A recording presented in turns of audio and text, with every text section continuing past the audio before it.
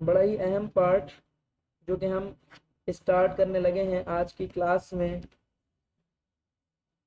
वो है organic chemistry का पोर्शन। ठीक है, एज आई ऑलरेडी सेड कि इलेक्ट्रोकेमिस्ट्री का जो लेक्चर है उसके लिए परेशान बिल्कुल भी नहीं होइएगा। मेरे पास इस वीक में ज़रा टाइम थोड़ा कम था, इस वजह से मैं शेयर नहीं कर पाया आप लोगों के साथ। बट इंशाल्लाह आज रात तक आपके साथ इलेक्ट्रोकेमिस्ट्री के लिंक मैं आपको शेयर कर दूंगा, जिससे आप इलेक्ट्रोकेमिस्ट्री के पोर्शन को देख लीजिएगा। ऑर्गेनिक केमिस्ट्री की बात करेंगे बेटा। ऑर्गेनिक केमिस्ट्री के एमसीक्यूज मैं आपके साथ शेयर कर चुका था, जिससे मैं आइडिया लगा सकता हूँ, मैं ये अखज़ कर सकता हूँ, मैं ये आप लोगों से उम्मीद कर सकता हूँ कि आप सबने उस वीडियोस को देखा होगा और अंदाज़ा किया होगा कि ऑर्गेनिक में किस तरह का एमसीक्यू आता है। और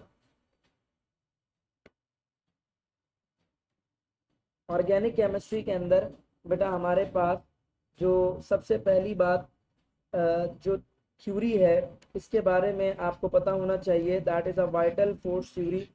ठीक है, बहुत ही आसान सी थ्योरी है, but this theory has been asked in your past papers also. Vital force theory किसे कहते हैं? वाइटल फोर्स थ्योरी का बहुत सादा सा समझ लीजिए कि जवाब है। सर आपकी आवाज़ बहुत हल्की है, थोड़ा ज़ोर से बोल दें बेटा, आप मज़ीद चीखने से तो रहा मैं। ठीक है, वाइटल फोर्स थ्योरी की बात की जाए तो वाइटल फोर्स थ्योरी क्या है? वाइटल फोर्स थ्योरी बेसिकली आपके पास एक ऐसी थ्योरी है जिसके मुताबिक ये कहा जाता है कि जो ऑर्गेनिक कंपाउंड्स हैं, जिसके मुताबिक ये कहा जाता है कि जो आपके पास ऑर्गेनिक कंपाउंड्स हैं उनको सिंथेसाइज जो किया जा सकता है, सही है, उनको जो सिंथेसाइज किया जा सकता है या उनको जो ऑब्टेन किया जा सकता है, तो उनको सिंथेसाइज या उनको ऑब्टेन करने के लिए हमें ज़रूरत पड़ेगी किसी भी ऑर्गेनिक कंपाउंड की, सही है, या फिर हमें ज़रूरत पड़ेगी लिविंग बीइंग की। क्योंकि ऑर्गेनिक कंपाउंड से ही ऑर्गेनिक कंपाउंड को ऑब्टेन किया जा सकता है या ऑर्गेनिक कंपाउंड्स को लिविंग बीइंग से हासिल किया जा सकता है। नॉन लिविंग बीइंग से हम इसे हासिल नहीं कर सकते, सही है, हम सिंथेसाइज नहीं कर सकते, ऑब्टेन नहीं कर सकते। किससे नहीं कर सकते? हम नॉन लिविंग बीइंग से नहीं कर सकते। For what the reason is, क्यों हम नॉन लिविंग बीइंग से ऑर्गेनिक कंपाउंड्स को ऑब्टेन नहीं कर सकते, सिंथेसाइज नहीं कर सकते? बिकॉज ऑर्गेनिक कंपाउंड्स जो कि लिविंग बीइंग्स के अंदर मौजूद है, लिविंग बीइंग्स में एक फोर्स मौजूद होती है जिस फोर्स को कहते हैं वाइटल फोर्स बेटा, जिस फोर्स को कहते हैं वाइटल फोर्स। ये वाइटल फोर्स लिविंग बीइंग के अंदर पाई जाती है, ये vital force non living beings के अंदर मौजूद नहीं होती। इसीलिए हम ये कहते हैं कि organic compounds can only be obtain from the living beings और the other organic compounds we can't obtain it from the non living beings. लेकिन ये वाइटल फोर्स थ्योरी कहते हैं हर उरूज का सवाल है। तो इसी तरीके से ये वाइटल फोर्स थ्योरी भी एक ज़माने में गलत साबित हो गई। और गलत कब साबित हुई? जब एक साइंटिस्ट जिसका नाम था वोहलर, ठीक है, साइंटिस्ट का नाम याद रखिएगा। क्यों याद रखिएगा? पास्ट ईयर के अंदर इतनी सी बात एमसीक्यू में पूछी ऑलरेडी जा चुकी है कि वाइटल फोर्स थ्योरी को गलत साबित करने वाला जो साइंटिस्ट था वो कौन था। तो वाइटल फोर्स थ्योरी को जिस साइंटिस्ट ने गलत साबित किया वो वोहलर था, सही है। वोहलर ने 1828 के अंदर या 1829, इस ईयर को कंफर्म कर लीजिएगा, उस ईयर में वोहलर ने, जी रिकॉर्ड कर रहा हूँ, वोहलर ने क्या किया है? वोहलर ने किया ये था कि उसने एक इनऑर्गेनिक कंपाउंड लिया, सही है, उसने एक इनऑर्गेनिक कंपाउंड लिया, जिस इनऑर्गेनिक कंपाउंड से उसने तैयार कर दिया एक ऑर्गेनिक कंपाउंड, सही है, और उसको लेबोरेटरी प्रिपरेशन के जरिए से उसने ये काम किया। बहुत अहम पॉइंट डिस्कस कर रहा हूँ, पास्ट के अंदर यहीं से इसका एमसीक्यू आया हुआ है। जो इनऑर्गेनिक कंपाउंड उसने लिया वो एक सॉल्ट था, जिस जी ठीक है, बस सही, 1828 सही याद था, 1828 जी। एमोनिया उसने लिया था, यूरिया नहीं लिया था, एमोनिया उसने लिया था। और जो ऑर्गेनिक कंपाउंड उसने प्रिपेयर किया था वो ऑर्गेनिक कंपाउंड था यूरिया। सर काइंडली आप ये रिकॉर्डिंग ग्रुप पर भेज दीजिएगा आफ्टर क्लास, थोड़ा लेट हो गया स्टार्ट। ठीक है बेटा, लास्ट में मैसेज कर लेना, अब इतने मैसेजेस नहीं करो क्लास के दौरान। इनऑर्गेनिक कंपाउंड्स को ऑब्टेन किया जा सकता है फ्रॉम द इनऑर्गेनिक कंपाउंड से भी ऑर्गेनिक कंपाउंड्स को बनाया जा सकता है। ऐसा जिस साइंटिस्ट ने प्रूव किया वो साइंटिस्ट था वोलर। जिस ईयर में उसने ये काम किया वो ईयर था 1828। उसने जो है वो अमोनिया लिख दिया मैंने यहाँ पर बात बात में आप लोगों के मैसेजेस पढ़ने के चक्कर में। अमोनियम साइनेट उसने लिया, सही है, उसने क्या लिया, अमोनियम साइनेट लिया, जो कि एक सॉल्ट था, ठीक है, जिसका फॉर्मूला होता है NH4CN। और उसने तैयार कर दिया एक ऑर्गेनिक कंपाउंड जिसको कहते हैं यूरिया। तो urea can be prepared from the ammonium cyanate by boiling it with water. सही है, जब उसने बॉईल किया पानी के अंदर अमोनियम साइनेट को तो ऑर्गेनिक कंपाउंड एक तैयार हो गया। जिसके बाद ये बात प्रूव हो गई कि जी ऑर्गेनिक कंपाउंड्स को इनऑर्गेनिक कंपाउंड से भी हम बना सकते हैं। और वो जमाना है और आज का जमाना है, there are millions and trillions of organic compound that has been synthesised from inorganic materials. Wohler के बाद बहुत सारे साइंटिस्ट आए जिन्होंने ऑर्गेनिक कंपाउंड्स के अंदर मुख्तलिफ मुख्तलिफ मुख्तलिफ लोकेशंस पर मुख्तलिफ थीसिस के ऊपर वर्किंग की, और आज ऑर्गेनिक कंपाउंड हमारे पास एक इतनी बड़ी साइंसेस बनकर सामने आ चुकी है। ठीक है, अब इसके बाद बेटा हम अपने MD कैट के टॉपिक्स की तरफ प्रोसीड करते हैं, और ये इंट्रोडक्शन का टॉपिक था। सबसे पहली बात, the definition of organic compound. इतनी आसान सी चीज़ भी आपसे पेपर में पूछी जा चुकी है कि ऑर्गेनिक कंपाउंड्स हम किसे कहते हैं, ऑर्गेनिक कंपाउंड्स आखिरकार किसे कहा जाता है। तो बच्चों, hydrocarbons, hydrocarbons and their derivatives, hydrocarbon and their derivatives मतलब जो सब्सटेंस खुद कार्बन हाइड्रोजन पर मुश्तमिल है, या ऐसा कंपाउंड जिसमें कार्बन और हाइड्रोजन के अलावा दूसरे और मजीद एलिमेंट्स भी हैं, बट वो जो एलिमेंट्स हैं वो हाइड्रोजन को रिप्लेस करके उसकी जगह पर आ गए, तो वो बन गए डेरिवेटिव्स ऑफ हाइड्रोकार्बन। तो उन कंपाउंड्स को कहा जाता है हाइड्रोकार्बन्स, और उसके तमाम डेरिवेटिव्स को ऑर्गेनिक कंपाउंड्स कहा जाएगा। इसमें आपके पास carbon monoxide, carbon dioxide, carbon trioxide, तो ये बाइकार्ब्स, इन सब को हम इसमें कंसीडर नहीं करते। ठीक है, ये वो सारे कार्बन कंटेनिंग कंपाउंड्स हैं जिसको हम ऑर्गेनिक कंपाउंड नहीं मानते। one of a most important point that has again asked in your past paper also again and again, but we can say the main element, सही है, मेन एलिमेंट जो है organic compounds के अंदर, जो main element है वो कौन है, the main element of the organic compounds are the carbon that is acting as skeleton. किसके तौर पर एक्ट करता है, स्केलेटन के तौर पर एक्ट करता है। किसी भी ऑर्गेनिक कंपाउंड का जो बेसिक स्केलेटन होता है वो बेसिकली किससे बना होता है बेटा, वो कार्बन से बना होता है। वो किससे बना होता है, वो कार्बन से बना होता है। ठीक है, so organic compounds are what, hydrocarbons and their derivatives except carbon dioxide, monoxide, bicarbonates etcetera. Main element कौन है, कार्बन है, जो कि स्केलेटल एलिमेंट के तौर पर, स्केलेटल फ्रेमवर्क के तौर पर यहाँ पर अपनी जो ड्यूटी है उसको सरअंजाम दे रहा होता है। ठीक है, अच्छा जी, ऑर्गेनिक कंपाउंड्स की डेफिनेशन की बात हो गई, हाइड्रोकार्बन और उसके डेरिवेटिव्स की बात हो गई। इसके बाद बात करते हैं जी किसकी भाई, फंक्शनल ग्रुप की। सही है, इसके बाद बात करते हैं किसकी जी, फंक्शनल ग्रुप। देखो डेफिनेशन से रिलेटेड ये पूरा चैप्टर है आपके पास, ठीक है, बल्कि फंक्शनल ग्रुप को बाद में डिस्कस करते हैं, पहले natural resources of organic compounds के ऊपर डिस्कशन को हम कर लेते हैं। ठीक है, पहले हम बात कर लेते हैं किसकी, natural resources of organic compounds. So natural resources of organic compounds की जब हम बात करते हैं तो नेचुरल रिसोर्सेज में कौन कौन आ जाता है, सबसे पहले आ जाता है coal, next one is natural gas, इसके बाद आ जाता है आपके पास पेट्रोलियम, एंड देन इसके बाद आ जाता है आपके पास प्लांट्स एंड एनिमल्स।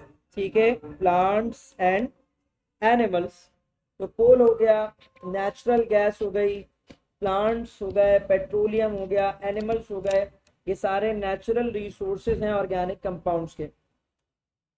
कोल का पार्ट बहुत ही अहम है। ठीक है, कोल का पोर्शन बहुत ही अहम है। कोल जो है आपके पास बेटा, इसकी 4 फॉर्म्स हैं। सबसे पहले आपको ये बात पता होनी चाहिए, परसेंटेज ऑफ कार्बन की बेसिस पर कोल्स को डिस्टिंग्विश किया गया है, डिफ्रेंशिएट किया गया है। सबसे पहले तो लकड़ी होती है, दैट इज वुड। ठीक है, वुड से आपके पास बनती है पीट, जो पहला कोयला बनता है लकड़ी के गलने सड़ने के बाद, उससे जो पहला कोयला बनकर सामने आता है दैट इज पीट। पीट के बाद आपके पास बेटा बनता है लिग्नाइट, उसके बाद बनता है बेटा बिटुमिनस कोल यानी कि बिटुमिन, और उसके बाद आता है एंथ्रासाइट या एंथ्रासाइट जिसे कहते हैं। सही है। अब यहाँ से अलग अलग तरह के एमसीक्यू पूछे जा चुके हैं। क्या क्या पूछे जा चुके हैं मैं आपको बताता हूँ। सबसे पहले, one of a best coal in this world that is the anthracite. सही है। दूसरा एमसीक्यू कि maximum percentage of carbon maximum किस कोल में पाई जाती है, तो मैक्सिमम परसेंटेज, इतनी ज्यादा परसेंटेज कार्बन की जो कि किसी भी दूसरे कोयले में आपको नहीं मिलती, वो एंथ्रासाइट होता है। इसके बाद दूसरे नंबर पर ये जो बिटुमिनस कोल है, it is considered as a soft coal, it is considered as a soft coal. ठीक है, ब्राउन कलर का तकरीबन जो है वो सॉफ्ट कोल होता है बिटुमिन, और ये चीप सोर्स है। ठीक है, मतलब अगर मैं कहूँ कि एंथ्रासाइट के बाद कम परसेंटेज ऑफ कार्बन, एंथ्रासाइट में 90 से 95%, 90 टू 95% नहीं बेटा, 85 टू 90% होता है। ठीक है, इतना ज्यादा तकरीबन नहीं होता, अब किताबों के अंदर तकरीबन इसको लिखा गया होगा, लेकिन 80 टू 90% होता है, 90 टू 95 इतना नहीं होता। वो भी एंथ्रासाइट की फिर वेरिएशंस आ जाती है, एंथ्रासाइट भी एक तरह का नहीं है, इसकी भी फिर अलग अलग फॉर्म्स हैं। खैर, अभी हम उस बारे में बात नहीं कर रहे। बिटुमिन जो है वो चीप सोर्स है। ठीक है, हमें जब डिस्ट्रक्टिव डिस्टिलेशन करनी होगी तो हम बिटुमिन को इस्तेमाल करेंगे। वजह क्या है? फॉर एग्जाम्पल, अगर हमें एंथ्रासाइड में चलो 90% कार्बन मिल रहा है, तो बिटुमिन में हमें 70% मिल जाएगा। अब वो हम जो है फॉर एग्जाम्पल इसका 500 किलो जितने में खरीदेंगे एंथ्रासाइड, उतने में से 20 से 30 किलो आएगा। तो ओवरऑल अगर देखा जाए तो बिटुमिन से हम ज्यादा परसेंटेज ऑफ कार्बन ऑब्टेन कर सकते हैं, ज्यादा कार्बन ऑब्टेन कर सकते हैं, ज्यादा क्वांटिटी में कार्बन ऑब्टेन कर सकते हैं अगर इसको मैक्सिमम परचेज कर लें, जबकि एंथ्रासाइड उतने पैसों में कम एंथ्रासाइड परचेज होगी और उससे कार्बन भी हमें कम मिलेगा। वन ऑफ अ बेकार कोल जिसको कहूँ, जो सबसे ज्यादा बेकार कोयला है, वो है पीट, जिसमें परसेंटेज ऑफ कार्बन मिनिमम है। ठीक है, तो पीट है, लिग्नाइट है, बिटुमिन है और एंथ्रासाइट है। ठीक है भाई। अच्छा, कोल जो है वो, जब हम इसकी डिस्ट्रक्टिव डिस्टिलेशन करेंगे, जब आप कोल को डिस्ट्रक्टिवली डिस्टिल्ड करोगे, डिस्ट्रक्टिव डिस्टिलेशन करोगे, तो 4 प्रिंसिपल फ्रैक्शंस आर आपको ऑब्टेन होंगे, जिसमें क्या क्या मिलेगा आपको? कोल गैस, कोल तार, कोक और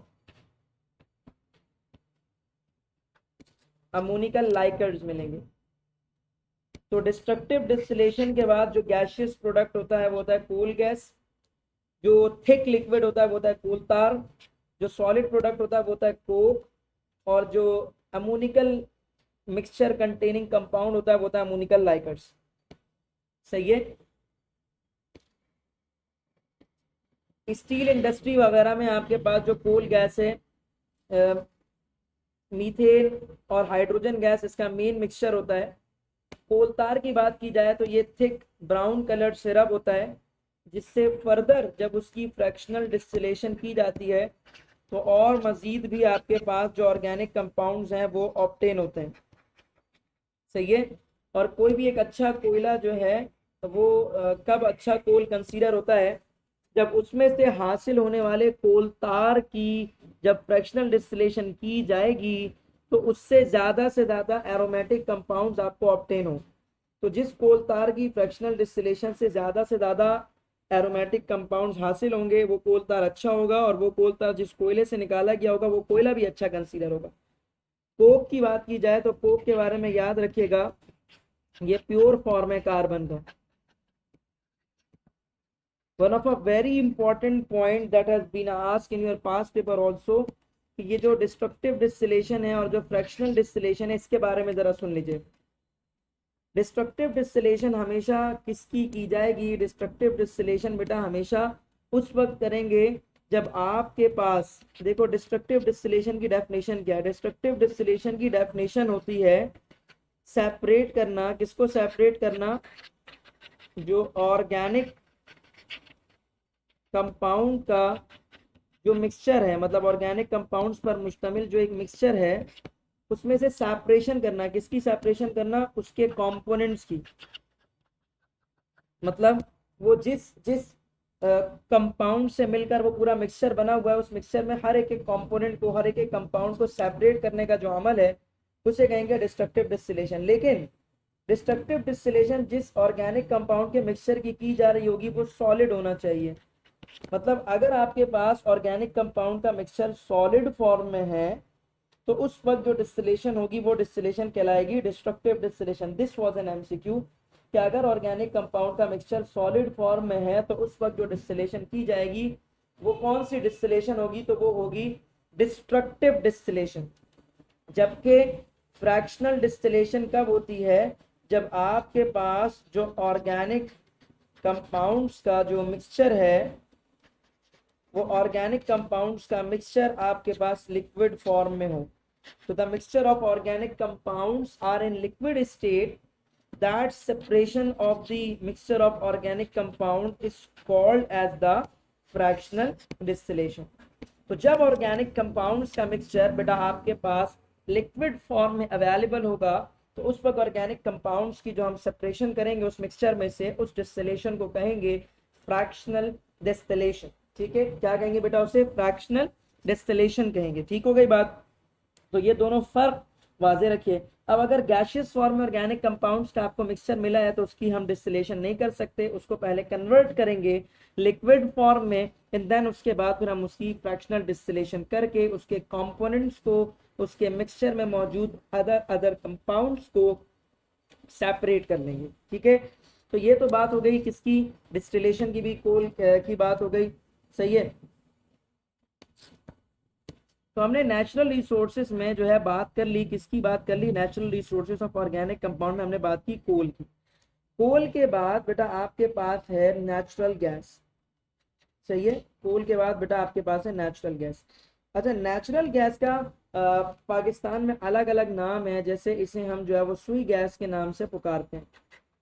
ठीक है, इसी तरह से लेमन टर्म में इसे जो है वो मार्श गैस भी कहा जाता है, क्योंकि ये मार्शी प्लेसेस से, दलदली इलाकों से, जंगलात से हासिल की जा सकती है। पाकिस्तान में सुई नाम का एक प्लेस है बलूचिस्तान में जहाँ से ये गैस सबसे ज़्यादा ऑब्टेन होती थी, अब सिंध से भी निकाली जाने लगी है। ठीक है, नेचुरल गैस को मीथेन गैस के भी नाम से पुकारा जाता है। वजह क्या है मीथेन गैस के नाम से पुकारने से? क्योंकि इसमें मैक्सिमम परसेंटेज जो है वो मीथेन गैस की ही मौजूद होती है। अब बेटा मैं यहाँ पर जो है वो कुछ परसेंटेज लिख रहा हूँ मिक्सचर ऑफ नेचुरल गैस। देखो नेचुरल गैस जो है वो क्या है? मिक्सचर है गैसेस का। उस मिक्सचर में आपके पास कौन कौन सी गैसेस हैं? उस मिक्सचर में आपके पास है मीथेन, उसमें आपके पास है इथेन, उसमें आपके पास है प्रोपेन, उसमें आपके पास है ब्यूटेन, उसके बाद उसमें है नाइट्रोजन और उसमें है carbon dioxide gas. Maximum percentage जो है ना वो मीथेन की होती है नेचुरल गैस में। Methane is about 94.60%, 1.05% ethane, 0.28% propane, 0.17% butane, 3.88% nitrogen, 0.02% carbon dioxide gas. ठीक है। तो methane, ethane, propane, butane, nitrogen, carbon dioxide. जी हाँ, बिल्कुल याद रखनी है। नहीं याद रखिएगा तो पास्ट का एमसीक्यू बता रहा हूँ अभी, नहीं याद रखेंगे तो कैसे होगा। पास्ट का एमसीक्यू है मीथेन की परसेंटेज कितनी होती है, पहला एमसीक्यू। दूसरा एमसीक्यू मैक्सिमम परसेंटेज किस गैस की होती है, दूसरा एमसीक्यू। ब्यूटेन की परसेंटेज कितनी होती है, तीसरा एमसीक्यू। नाइट्रोजन की परसेंटेज कितनी होती है, चौथा एमसीक्यू। ठीक है भाई। तो ये जो एमसीक्यूज हैं ये ऑलरेडी पास्ट में आ चुके हैं, मजीद अभी भी पूछे जा सकते हैं आपके एयर में। अगर आपको ये याद होगा तो आप इस सवाल को अच्छे से हल कर लेंगे, वरना नहीं कर सकेंगे। सही है। अब इसके बाद बारी आती है नेक्स्ट पेट्रोलियम की। पेट्रोलियम से भी पास्ट के एमसीक्यूज बन चुके हैं भाई। पेट्रोलियम की बात की जाए बेटा, रॉक ऑयल कहते हैं इसे लैटिन में।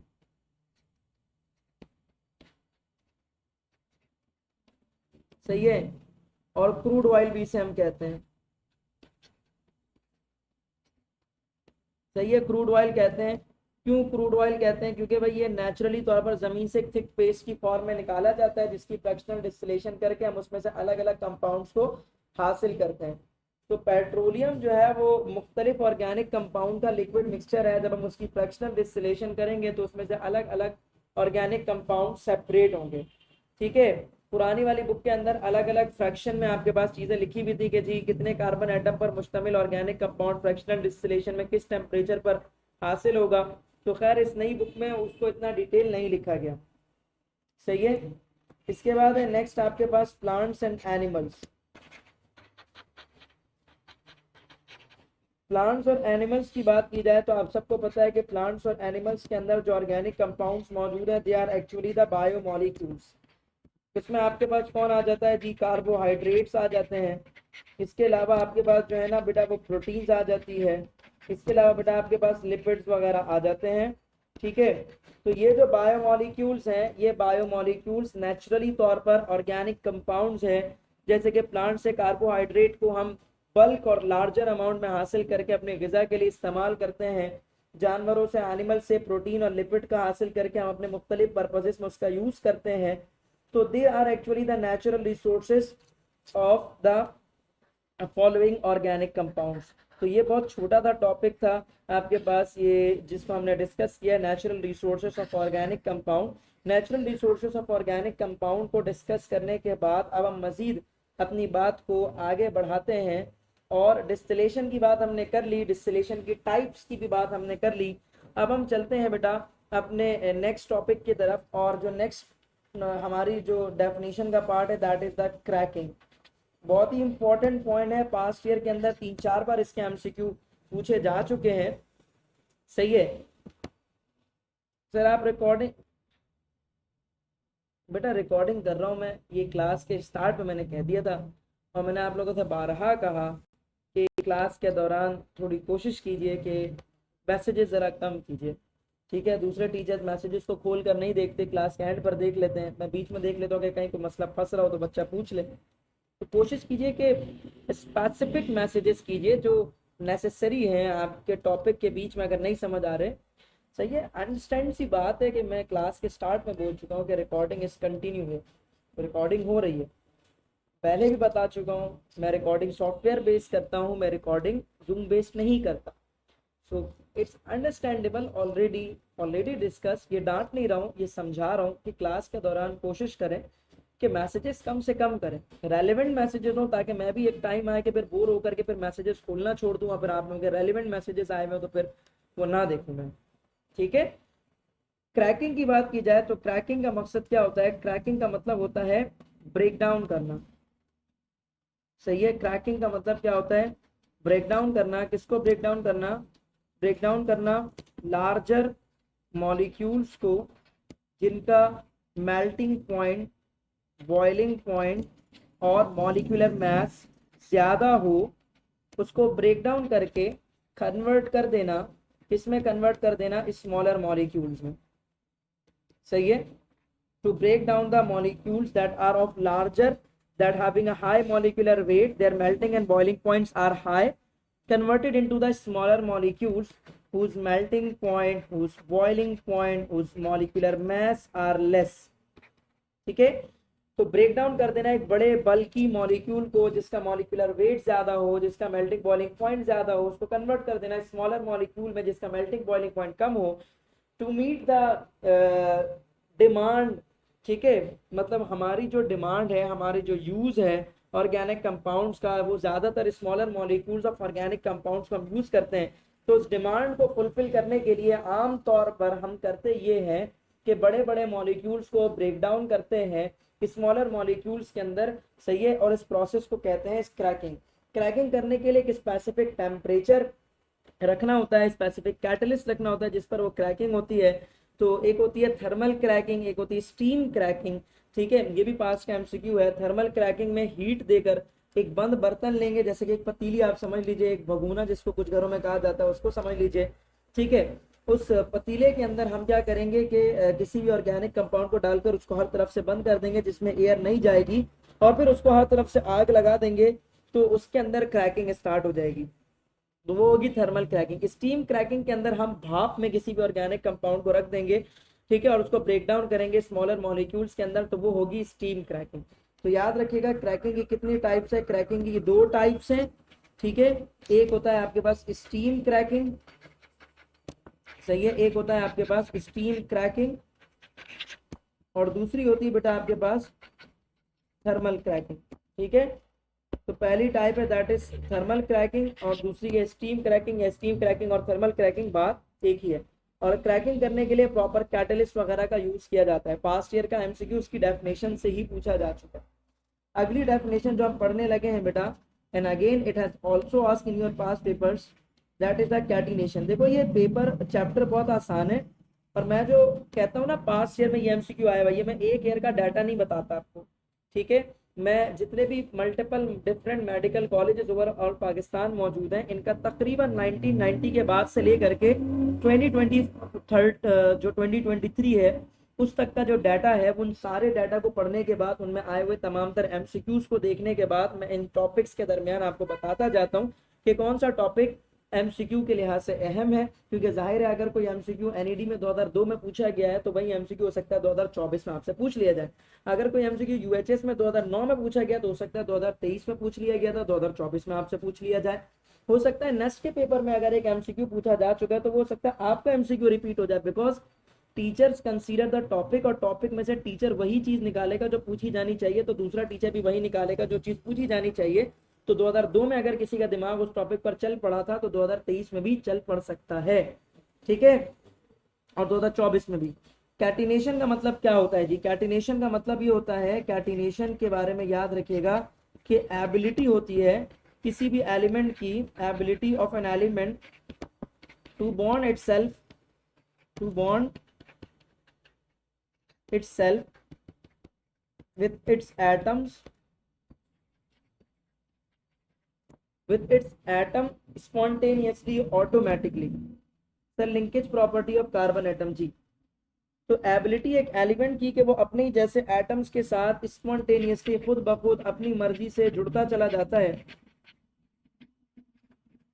और जुड़ते जुड़ते वो पूरी एक चेन लाइक स्ट्रक्चर भी फॉर्म कर देता है, वो ब्रांच लाइक स्ट्रक्चर भी आपके पास फॉर्म कर देता है।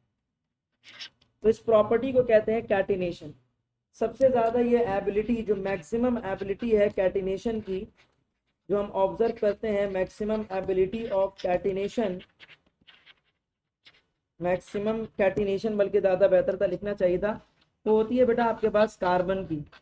दूसरे नंबर पर बेटा आपके पास आता है सिलिकॉन। ये पास का एमसीक्यू है कि सबसे ज्यादा दुनिया में कैटिनेशन एबिलिटी किसकी है? कार्बन की। उससे कम एबिलिटी किसके अंदर है? सिलिकॉन में। ठीक है, तो दूसरे नंबर पर सिलिकॉन आ जाता है। कैटिनेशन ही वो प्रॉपर्टी है जिसकी वजह से थाउजेंड्स ऑफ ऑर्गेनिक कंपाउंड हमें मिलते हैं, जिसमें एक हमें ऑर्गेनिक कंपाउंड मिला 5 कार्बन एटम का स्ट्रेट चेन फॉर्म में, दूसरा मिल गया ब्रांच में, तीसरा मिल गया जिसमें 2 ब्रांचेज है। तो तीनों अलग अलग ऑर्गेनिक कंपाउंड एक तरह से बन गए। किस लिहाज से? उनकी प्रॉपर्टीज डिफरेंट हो जाती थोड़ी बहुत। ठीक है, बाकी केमिकल प्रॉपर्टी सेम रहती, फिजिकल प्रॉपर्टी डिफरेंट हो जाती है। कैटिनेशन के बाद नेक्स्ट जो आपके पास टॉपिक है वो बड़ा ही अहम टॉपिक है, and that topic is the homologous series. Homologous series.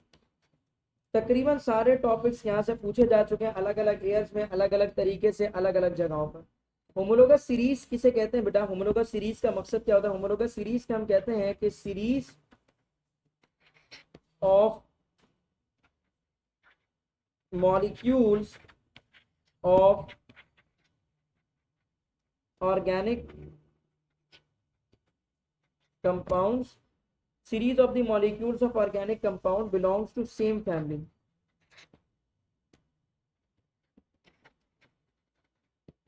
belongs to same family in which each member, in which, आपको क्या लग रहा है मैं ये रटवा रहा हूँ आपको डेफिनेशन? बिल्कुल ऐसा नहीं है। क्यों लिख रहा हूँ मैं? पूरा बेवकूफ भी नहीं हूँ। क्यों लिख रहा हूँ बताता हूँ अभी। In which each member are different to each other by methylene group CH2 having 14 AMU molecular weight. इसका मकसद ये है कि आपके पास किसी भी ऑर्गेनिक कंपाउंड के फैमिली मेंबर की जो है ना वो सीरीज हम आपको दे दें। जैसे कि लेट्स सपोज मेरे पास मीथेन है, उसके बाद इथेन आ गया, उसके बाद प्रोपेन आ गया, फिर ब्यूटेन आ गया, फिर पेंटेन आ गया एंड सो ऑन।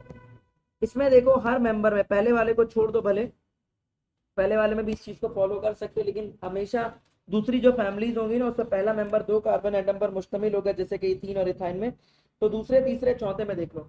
अब दूसरे तीसरे मेंबर में देखो 1 कार्बन एटम का फर्क है और 2 हाइड्रोजन का फर्क है।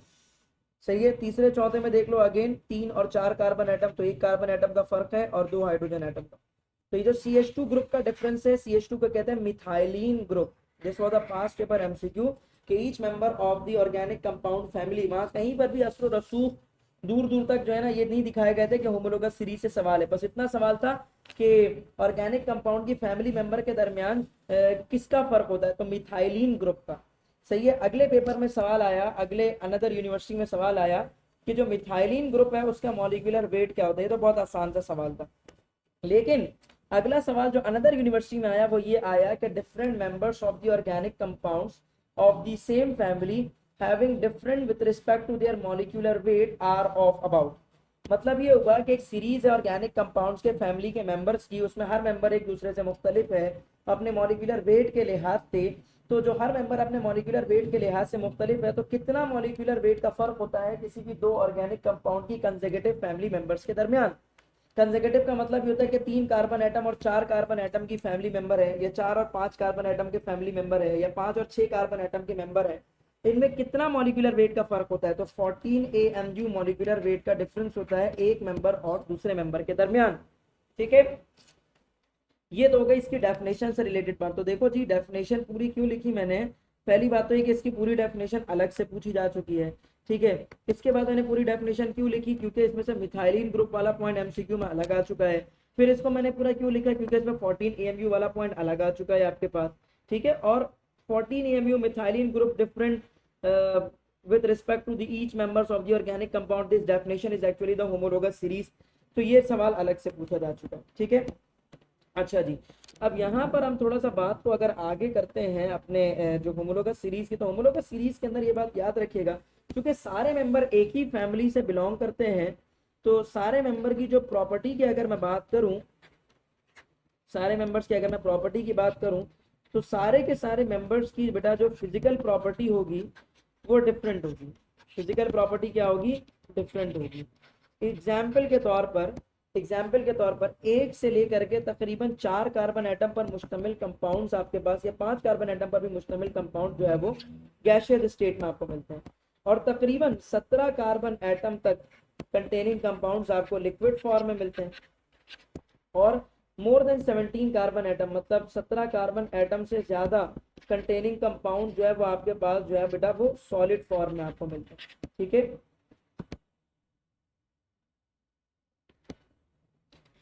तो 1 से 4 कार्बन एटम तक मुश्तमिल ऑर्गेनिक कंपाउंड आपको गैसियस फॉर्म में मिलता है।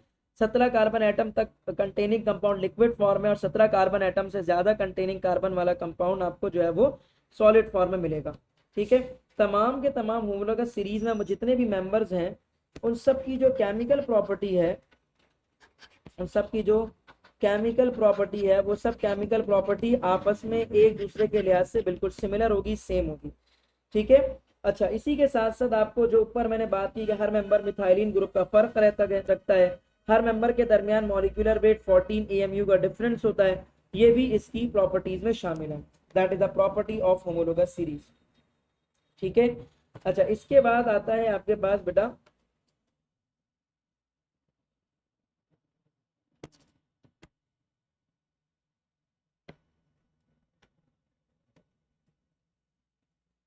नेक्स्ट जो हमारे पास टॉपिक है, इसकी मैं डेफिनेशन आपको बता रहा हूँ, गैस कीजिए आप लोग। The process of conversion of straight chain organic compounds into branch chain form, this is called